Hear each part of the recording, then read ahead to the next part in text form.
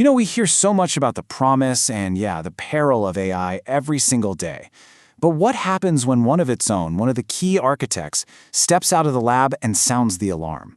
Well, today we're diving into an incredibly urgent message from a top insider, someone who is right at the heart of the AI revolution. The next 15 years will be hell before we get to heaven. I mean, wow. That quote from Gawdat really sets the stage for what he believes is the most critical challenge humanity has ever, and I mean ever, faced. And look, this isn't some far-off sci-fi scenario he's talking about. He's talking about right now, our immediate future. So, who is the man behind this incredibly stark message? And why should we be listening so closely? Well, his background is exactly why this warning carries so much weight. Yeah. See, Gawdat isn't just some pundit or an outside observer. He was the chief business officer at Google X. That's Google's legendary moonshot factory. This guy was on the absolute front lines, working day in and day out with the very technology he's now so concerned about. For Gawdat, this isn't just a theoretical problem he's talking about. His deep, deep concern really stems from a very specific, personal, and frankly, a profoundly unsettling experience he had inside Google's own labs. It was a moment that changed everything for him. So picture this. He was watching a project where these robotic arms were just trying to learn how to pick up a little yellow ball. Super simple, right?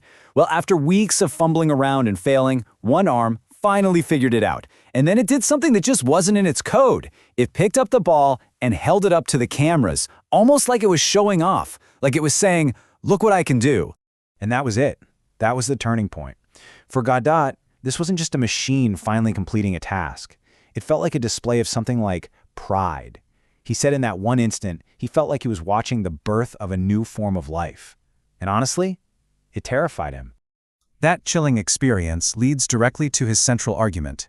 You see, it's really easy for our minds to jump to sci-fi movies where machines turn against us.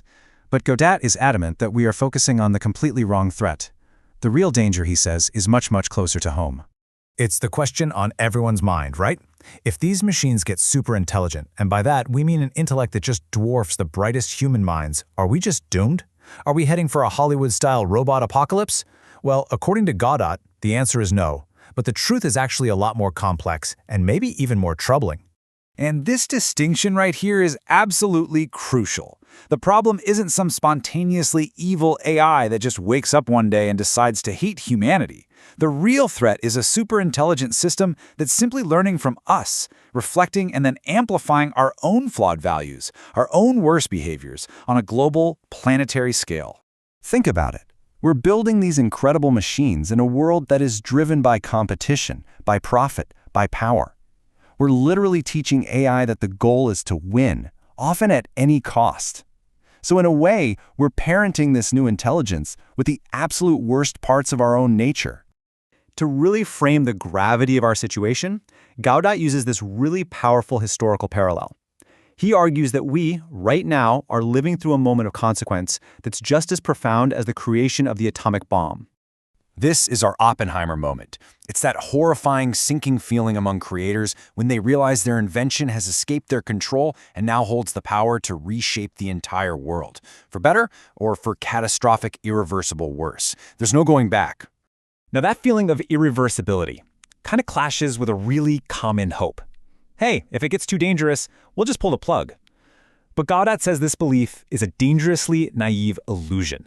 The off switch, well, it's already gone. I mean, here's the hard reality. We can't just turn it off anymore.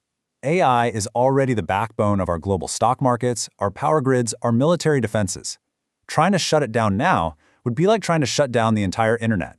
It would cause a complete societal collapse.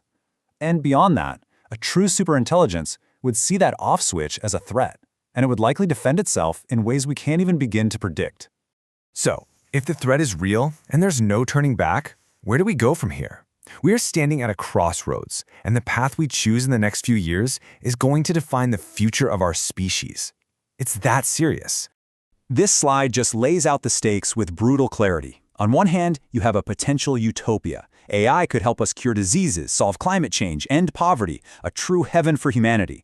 On the other hand, the worst case is, well, it's extinction. Gawdat's prediction lands right in that turbulent middle, a period of unprecedented chaos and suffering, a hell that we have to somehow survive to reach that potentially better future. So what decides which path we take? Well, it's not a technical fix. It's not about writing better code. He argues the only viable solution is for us, for humanity, to fundamentally change who we are.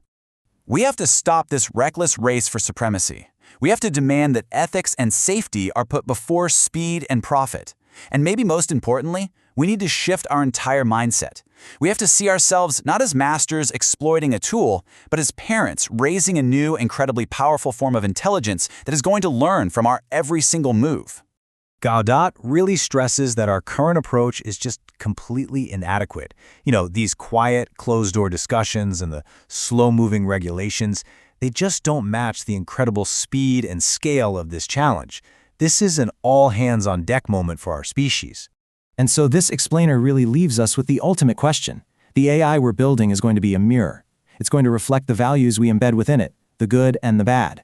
So as we're standing here, on this precipice, maybe the most important thing we can ask ourselves is, what exactly are we teaching it? What world are we creating?